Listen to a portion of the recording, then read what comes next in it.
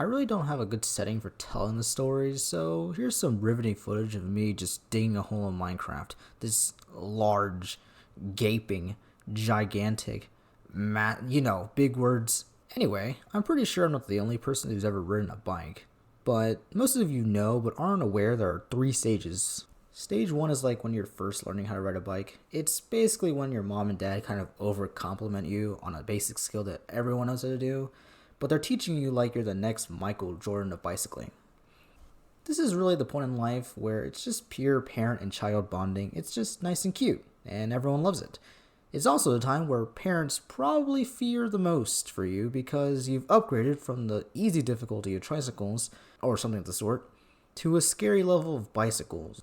Essentially, in this phase, you have your entire body covered up because you could either fall, or get hit by a meteor, or someone just comes out of you and just tackles you. You never know. The next stage is when you learn how to ride a bike independently. You still wear the essentials of bike riding, like the helmet, the elbow and knee pads, and maybe goggles if you're into that. But most importantly, this is when you start to develop things that you never thought you would, like your interests.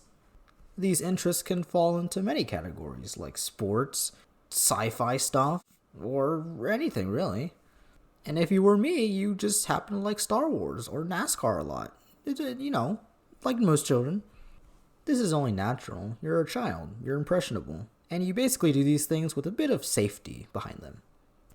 Stage 3, the final stage, is when you become a truly riskful child. And you basically start to become rebellious to the modern society. First, you start biking without your elbow pads, and then without your knee pads. And then you do the most unthinkable thing. You start biking without a helmet.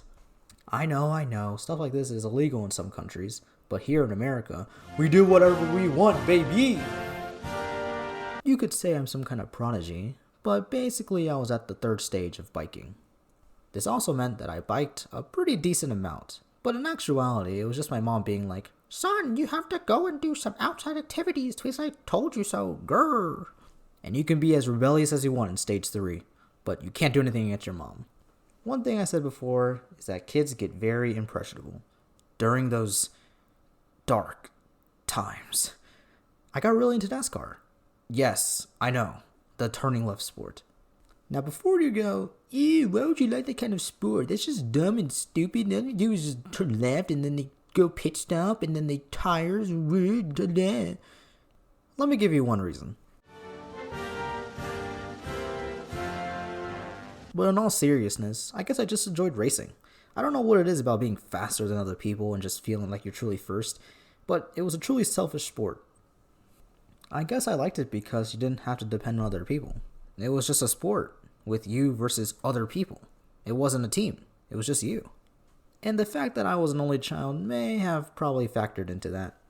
So, in honor of the true extreme intensity of the sport, I always lived every moment of biking as a race against some of the best drivers in the world. NASCAR drivers. Every time I biked, I treated it like the final race of the season, with only a victory to take home the championship. My imagination just thought of cars, people, lights, excitement, and went to pretty big lengths. So I used to live in a dead-end street with a cul-de-sac at the end of the road. If you don't know what a cul-de-sac is, it looks like this. A circular piece of road that is just meant to give convenience to anyone who needs to turn and go back the way around. But for me, it was perfect to just imagine it was a turn in a NASCAR asphalt track. Asphalt is a pretty important detail in this story. And because cul-de-sac is kind of a longish word, I'm just going to refer to this as a sack from now on. In the meantime, my mom, who in my mind was a pit crew chief, would just sit outside on the driveway and watch me bike loops around and around the street over and over again. She would usually bike with me and it would feel like true competition, but she was usually biking with me to tell me to slow down or just stop or take a break sometimes. Never mind that. Today was race day, the time I would dominate the competition. But in actuality, it was just me biking in the evenings for an hour. 1 hour of biking in a loop. Just don't question younger me. The stage was set. It was a nice Saturday evening, or whatever day it was, I don't really remember. But As G-Force and 10 got into his car, he didn't know, but this race would be remembered forever. Spoilers, nothing really happened in the middle of the race. I'm just biking in a loop. However, when it was getting pretty late, I would treat it as the end of the race, so I decided I had to push it to the limit and go even faster to finish first. My house was kind of at the middle point of the street, so I would just treat it as a start and finish line. That meant I was approaching the sack pretty quickly, and if you remember, most people whenever they go through a sack kind of slow down to be able to make a turn and not end up running off the road and crashing into a house. That applies to most normal people in any kind of vehicle, but not to me.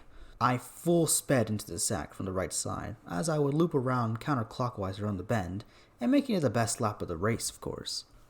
However, if you understand physics and the law of inertia, things move in the same direction unless there's an opposing force.